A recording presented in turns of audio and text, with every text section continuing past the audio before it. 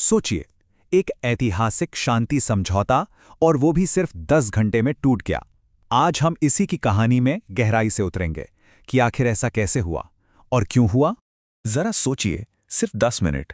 इतने से वक्त में बेरूत शहर पर 100 से भी ज्यादा हवाई हमले हुए। हर तरफ बस तबाही का मंजर था। और सबसे चौंकाने वाली बात यह थी कि ये सब हुआ अमेरिका, इजराइल और ईरान के बीच एक बड़े सीज फायर के ऐलान के कुछ ही घंटों बाद। तो सवाल यही है कि शांति का ये वादा इतनी जल्दी इतनी भयानक हिंसा में कैसे बदल गया। चलिए इसी को समझते हैं। तो बात शुरू होती है 8 अप्रैल की सुबह से। दुनिया भर में खबर आती है कि पाकिस्तान की मध्यस्थता से एक सीज फायर हो गया है। ऐसा लग रहा था कि एक बहुत ही खतरनाक टकराव बस खत्म होने ही वाला है। और जब इस समझौते की शर्तें सामने आईं तो वो ईरान के लिए इतनी ज़्यादा फायदेमंद थीं कि लोग पूछने लगे, क्या ईरान ये जंग जीत गया है?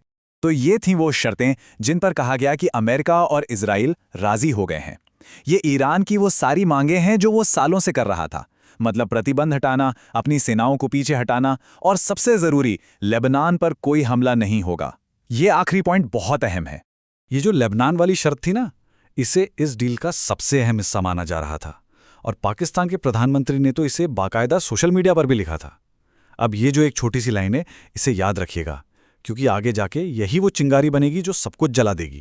लेकिन ये शांति जितनी जल्दी आई थी उतनी ही नाजुक थी। इतनी नाजुक कि ये एक पूरा दिन भी नहीं टिक सकी। ये टाइमलाइन देखिए, इससे पता चलता है कि हालात कितनी तेजी से बिगड़े। सुबह 5 बजे सीज फायर का ऐलान हुआ, सबने चैन की सांस ली।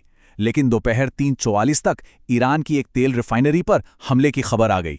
फिर शाम 4:41 पर ईरान ने पलटवार किया और शाम ढलते ढलते इजराइल ने लेबनान के बैरूत पर जबरदस्त हवाई हमले शुरू कर दिए।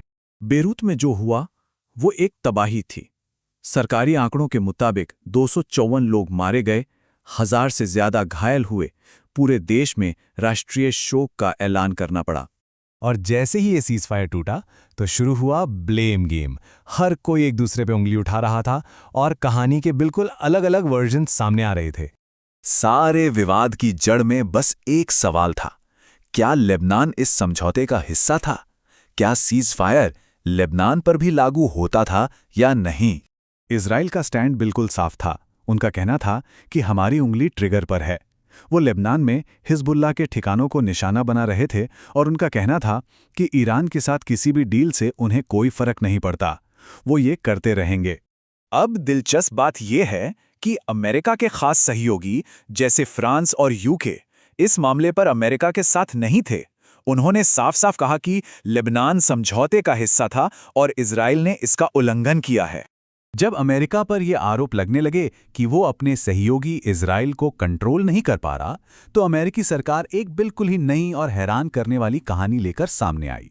इसे कहा गया 2 डील थ्योरी, मतलब 2 समझौतों की कहानी। अमेरिकी अधिकारियों ने वाइस प्रेसिडेंट से लेके प्रेसिडेंट तक सबने ये कहना शुरू कर दिया कि सोशल मीडिया पर जो 10 पॉइंट का प्लान घूम रहा है वो तो फेक है। असली डील तो कुछ और थी जो उन्हें भेजी गई थी। और जब दोनों वर्जन्स को कंपेयर किया गया तो पता चला कि उनमें सिर्फ एक ही बड़ा फर्क था, और वो था 10वां पॉइंट। सोशल मीडिया वाले वर्जन में लिखा था लेबनान पर कोई हमला नहीं, जबकि अमेरिका के ऑफिशियल वर्जन में लेबनान का जिक्र ही गायब था। लेकिन कहानी में एक और ट्विस्ट है। चलिए 1 मिनट के लिए मान लेते हैं कि अमेरिका वाला वर्जन ही असली था। तो भी बाकी के जो 9 पॉइंट्स थे वो अपने आप में ईरान के लिए एक बहुत बड़ी जीत थे। मतलब लेबनान वाला पॉइंट हटा भी दें तब भी ईरान को वो सब मिल रहा था जो वो हमेशा से चाहता था।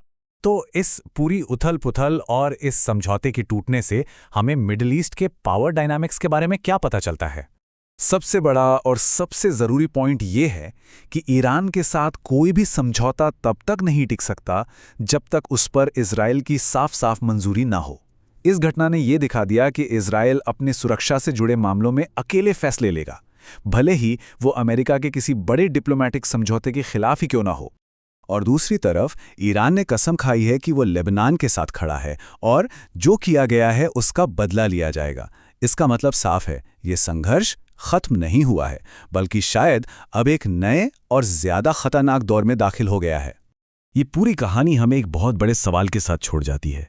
जब दुनिया की सबसे बड़ी सुपर पावर अमेरिका कोई डील करती है तो आखिरी फैसला असल में किसका होता है?